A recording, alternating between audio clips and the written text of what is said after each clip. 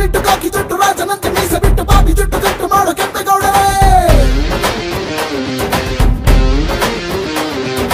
ಶ್ರೀ ಕೆಂಪೇಗೌಡ ಅಭಿವೃದ್ಧಿಯ ಸಂಸ್ಥಾಪಕ ರಾಜ್ಯಾಧ್ಯಕ್ಷರು ಹಾಗೂ ಕರ್ನಾಟಕ ಸರ್ಕಾರದ ಕೆಂಪೇಗೌಡರ ಅಭಿವೃದ್ಧಿ ಪ್ರಾಧಿಕಾರದ ನಿರ್ದೇಶಕರಾದ ಡಾಕ್ಟರ್ ಎಚ್.ಎಂ. ಕೃಷ್ಣಮೂರ್ತಿರವರ ಹುಟ್ಟುಹಬ್ಬದ ಆಚರಣೆ. ಶಿಕ್ಷಕ ಶಿಷ್ಟರ ರಕ್ಷಕ ಎಲ್ಲರೂ ಜಯ ಜಯ ಅಂತಾರೆ.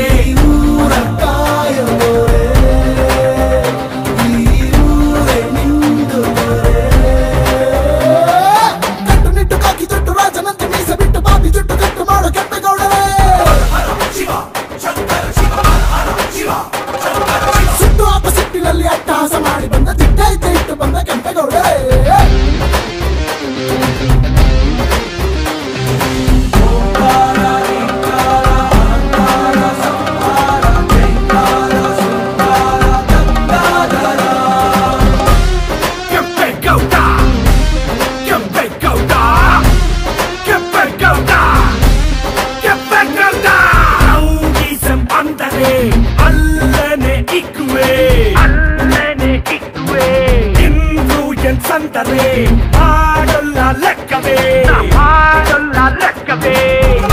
ಕ್ಲೀನು ಮಾಡೋ ತುಪ್ಪಾಕಿ ದೊಡ್ಡವರ ಮನೆ ಮುಂದೆ ಬಟಾಕಿ ಕರುಗಳ ಹಿಡಿಯುವ ಚಾಲಾಕಿ ನಿನ್ನ ಹತ್ತು ಕರುಗಳೇ ಸಲಾಕಿ.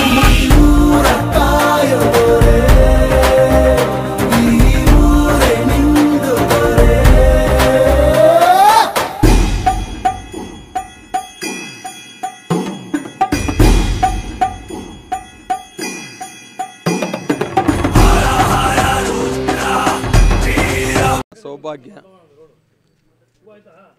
ನಾವು ಬೇರೆಯವ್ರನ್ನ ಇಷ್ಟು ಪ್ರೀತಿಸ್ತೀವಿ, ಅವರು ನಮ್ಮನ್ನು 10ರಷ್ಟು ಹೆಚ್ಚಿಗೆ ಪ್ರೀತಿಸ್ತಾರೆ. ಅದು ಮೊದಲಿಂದನೂ ನಡ್ಕೊಂಬಂದಿದೆ. ಹಾಗಾಗಂದರೆ ಹುಟ್ಟುಹಬ್ಬ ಅಂದರೆ ನಾವು ಸರಳವಾಗಿ ಮಾಡ್ಕೋಬೇಕು ಅಂತ ಹೋದರೂ ಬೆಳಗಿನ ಜಾವ 6 ಗಂಟೆಗೆ ಶುರುವಾದರೆ ರಾತ್ರಿ 10 ಗಂಟೆವರೆಗೂ ನಾವು ಬರೀ ಕೇಕ್ ಕಟ್ ಮಾಡೋದಕ್ಕೆ ನಮಗೆ ಸಮಯ ಸಾಲೋದಿಲ್ಲ. ಅದೆಲ್ಲ ನೋಡಿದಾಗ ನಾವು ಯಾವುದೋ ಒಂದು ಪುಣ್ಯ ಫಲವನ್ನು ಭಗವಂತನಲ್ಲಿ ಕೇಳ್ಕೊಂಬಂದಿದ್ದೀವಿ ಅಂತ ನಮಗೆ ಅನ್ನಿಸ್ತದೆ. ಹಾಗಾಗಿ ನಾವು ಬರುವುದು ತಡ ಆದರೂ ಸಹ ನನ್ನೆಲ್ಲ ಅಭಿಮಾನಿಗಳು, ಸ್ನೇಹಿತರು, ಹಿತೈಷಿಗಳು, ನಮ್ಮ ಹಿತವನ್ನು ಕಾಪಾಡುವಂಥ ಎಲ್ಲರೂ ಇಷ್ಟೊತ್ತಾದರೂ ಕಾದು ನಮಗೆ ಹಾರೈಸಿದ್ದಾರೆ. ಅವರ ಪ್ರೀತಿ ವಿಶ್ವಾಸ, ಅವರು ನಮ್ಮನ್ನು ಆರಿಸಿರುವಂಥ ರೀತಿ ನಮ್ಮ ಬಾಳಿಗೆ ಬೆಳಕಾಗ್ತದೆ.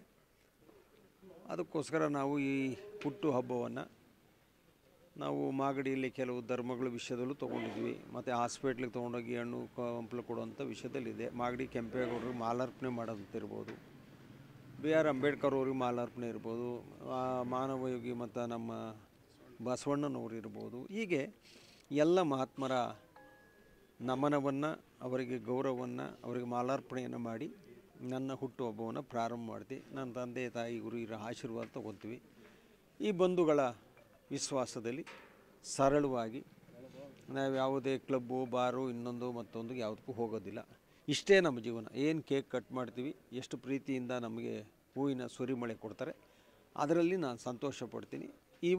ಇವತ್ತಿನ ಕಾರ್ಯಕ್ಕೆ ಬಂದರೆ ಇನ್ನೂ ಬರ್ಬೋದು, ಇವತ್ತು ನೈಟ್ 10-11 ಗಂಟೆವರೆಗೂ ಬರ್ಬೋದು. ಅಷ್ಟು ಬಿಟ್ಟರೆ ಇನ್ನೂ ಒಂದು ವಾರ ಬರ್ತಾರೆ. ಒಂದು ವಾರ ನಮ್ಮ ಹುಟ್ಟುಹಬ್ಬನ ಎಲ್ಲೋ ಹೋಗಿರೋರು ಬಂದಿರೋರು ಬಂದು ಆಚರಣೆ ಮಾಡ್ತಾರೆ. ಅದು ನಾನು ಕೇಳ್ಕೊಂಬಂದಿರೋದು 7 ಜನ್ಮದ ಪುಣ್ಯ ಅಂತ ನಾನು ಭಾವಿಸಿ ಅದನ್ನು ಸ್ವೀಕಾರ ಮಾಡಿದ್ದೀನಿ. ಶಾಸಕರಾಗಿ ನೋಡಬೇಕಂತ ಜನ ಕಾಯ್ತಾ ಇದ್ದಾರೆ. ಅದು ಯಾರ ಕೈಲೂ ಇಲ್ಲ. ನೋಡಿ, ನಾನು ಮಾಗಡಿಗೆ ಹೋಗ್ತೀನಿ, ಧರ್ಮ ಮಾಡ್ತೀನಿ, ನನಗೆ ಜನ ಇಷ್ಟೊಂದು ಪ್ರೀತಿಸ್ತಾರೆ ಗೊತ್ತಿಲ್ಲ. ಊರನ್ನ ಬಿಡ್ತೀನಿ, ಬೆಂಗಳೂರಿಗೆ ಬರ್ತೀನಿ, ಹಿಂಗೆ ಹಾಕ್ತೀನಿ, ಅದು ಗೊತ್ತಿಲ್ಲ. ನನ್ನ ಹೆತ್ತ ತಂದೆ ತಾಯಿಗಳು ಗೊತ್ತಿಲ್ಲ, ಸದ್ಯ ನನಗೆ ಗೊತ್ತಿಲ್ಲ. ನನ್ನ ಹಿತ ಕಾಯುವಂಥ ಪ್ರತಿಯೊಬ್ಬರಿಗೂ ಒಂದೊಂದು ಇಂಚು ಗೊತ್ತಿದೆ, ಇನ್ನೊಂದು ಇಂಚು ಗೊತ್ತಿಲ್ಲ. ಇವೆಲ್ಲ ಗೊತ್ತಿದೆ. ಹಾಗಾಗಿ ನನ್ನ ಧರ್ಮದಲ್ಲಿ ನಾನು ಯಾವತ್ತೂ ಒಬ್ಬ ಶಾಸಕನಾಗಿ ಈ ರಾಜ್ಯಕ್ಕೆ ಒಂದು ಕೊಡುಗೆಯನ್ನು ಕೊಡ್ಬೋದಾಗಿತ್ತು. ಅದರೊಳಗೆ ಏನು ಸಮಸ್ಯೆ ಇಲ್ಲ. ಮಾಗಡಿ ಜನ ಹೃದಯಪೂರ್ವಕವಾಗಿ ನಮ್ಮನ್ನು ಹರಿಸಲಿಕ್ಕೆ ಮೊದಲಿಂದಲೂ ತುದಿಗಾಲ ನಿಂತಿದ್ದಾರೆ.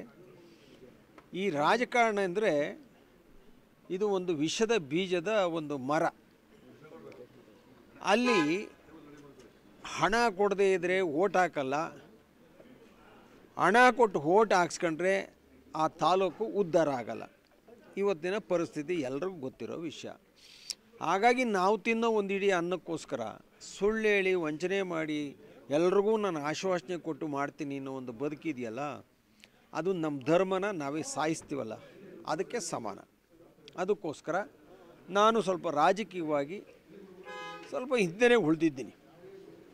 ಆದರೆ ಇವತ್ತಿನ ಮಾಗಡಿ ಕಾಲಘಟ್ಟದಲ್ಲಿ ಅಲ್ಲಿ ನಡೀತಿರುವ ಅನ್ಯಾಯಗಳ ಬಗ್ಗೆ, ಅಲ್ಲಿ ಜನರ ನೋವಿನ ಬಗ್ಗೆ, ಬಡವರ ಗೋಳಿದೆಯಲ್ಲ ಅದರ ಬಗ್ಗೆ, ಸೂರಿಲ್ಲದವರ ಬಗ್ಗೆ, ಅಲ್ಲಿ ಎಲ್ಲವೂ ಇದ್ದು ಇಲ್ಲದಂತೆ ಮಾಯವಾಗ್ತಾ ಇರುವಂಥ ಸನ್ನಿವೇಶವನ್ನು ಗಮನಿಸಿದಾಗ ಮುಂದೆ ಇದು ಸರಿ ಮಾಡಲಿಲ್ಲ ಅಂದರೆ ಆ ಮಾಗಡಿ ಕ್ಷೇತ್ರ ಅದು ಮಾಗಡಿ ಕೆಂಪೇಗೌಡರ ಊರಾಗಿ ಉಳಿಯೋದಿಲ್ಲ.